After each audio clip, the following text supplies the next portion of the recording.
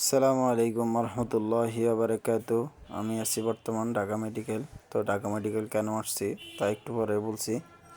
তার আগে বলতে চাই, আমরা যারা এখনও সুস্থ আছি তারা আল্লাহর দরবারে বেশি বেশি শুকরিয়া আদায় করি, কেননা সুস্থতা হচ্ছে আল্লাহর একটি বড় নেয়ামত। তো এই সেই ঢাকা মেডিকেল, যেখানে শত শত লোক প্রতিদিন আসে। কেউ চিকিৎসা নিয়ে বাড়িতে চলে যায়, আবার কেউ মৃত্যুবরণ করে মহান রবের কাছে চলে যায়। তো আমরা যারা সুস্থ আছি এখনও, তারা অনেক বেশি বেশি শুকরিয়া আদায় করি মহান রবের দরবারে। তো আসলে আমি ঢাকা মেডিকেল আসছি বিগত কয়েকদিন আগে। আমার শাশুড়ি ঢাকা মেডিকেল পড়তেছিল।